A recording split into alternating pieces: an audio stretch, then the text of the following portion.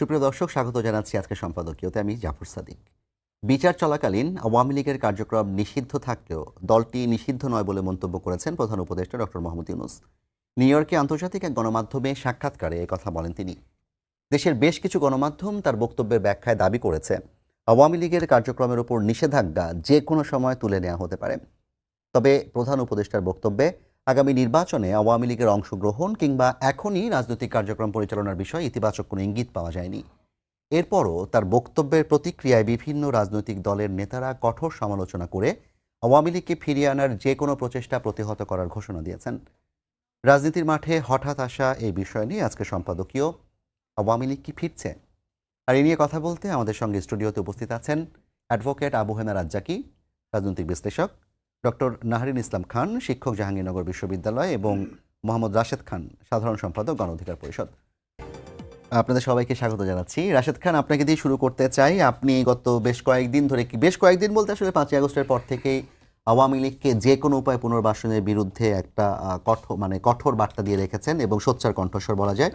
সাম্প্রতিক সময়ে প্রধান উপদেষ্টা লন্ডনে নিউ ইয়র্কে জিওটিকে দেওয়া একটা সাক্ষাৎকারে মেহেদী হাসান, খুবই বিখ্যাত একজন উপস্থাপক, তাকে দিয়ে সাক্ষাৎকারে বেশ কিছু কথা বলেছেন আওয়ামী লীগের ব্যাপারে। তো তার প্রেক্ষিতে আমরা দেখেছি যে জামায়াত থেকে শুরু করে বেশ কিছু রাজনৈতিক দলের নেতারা প্রতিক্রিয়া জানিয়েছেন, আপনিও জানিয়েছেন। আপনি এমন কথাও বলেছেন যে চাইলে প্রধান উপদেষ্টা আওয়ামী লীগের দায়িত্ব নিতে পারেন এবং আওয়ামী লীগকে ফিরিয়ে আনার যে কোনো চেষ্টা কিংবা তার জন্য দায়ী থাকবে হচ্ছে এই সরকার এবং উপদেষ্টারা। আপনার কি মনে হয় যে প্রধান উপদেষ্টা যে বক্তব্য দিয়েছেন সেখানে আওয়ামী লীগকে প্রত্যাবাসনের কিংবা পুনর্বাসনের কোনো চেষ্টা আছে কিংবা ইঙ্গিত আছে, অথবা ফিরিয়ে আনতে চাইলে সেই ক্ষেত্রে রাজনৈতিক দলগুলোর ভূমিকা কি হবে? ধন্যবাদ, সবাইকে শুভেচ্ছা। দেখেন, এই অন্তর্বর্তীকালীন সরকার তারা দায়িত্ব গ্রহণের পর থেকেই আমরা লক্ষ্য করছি যে তারা নানানভাবে আওয়ামী লীগকে পুনর্বাসন করছে।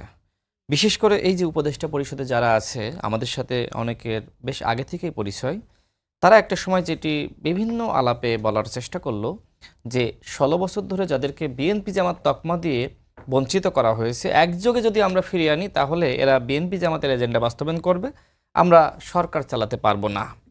এরপরে কি করলো, যারা আওয়ামী লীগের সুবিধাভোগী ছিল তাদেরকে পুনর্বাসিত করলো এবং তারা বলল যে এদেরকে ভয় দেখিয়ে আমরা কাজ করাতে পারবো। তার মানে কি? তার মানে শুরু থেকে এই সরকারের পলিসি ছিল তারা আওয়ামী লীগের পুনর্বাসন করবে। দেখেন, আমাদের প্রধান উপদেষ্টা তিনি অনেকগুলো আন্তর্জাতিক গণমাধ্যমে সাক্ষাৎকারে তিনি বলতেন যে আওয়ামী লীগ নির্বাচনে অংশ নিতে পারবে কি পারবে না, নিবে কি নিবে না, এটা আওয়ামী লীগের দলীয় সিদ্ধান্ত। এরপরে যখন ছাত্র জনতা আওয়ামী লীগ নিষিদ্ধের দাবিতে আন্দোলন শুরু করলো, তখন সবার চোখে ধোলা দিল। তারা বলল যে আমরা আওয়ামী লীগকে নিষিদ্ধ করছি, কিন্তু প্রকৃত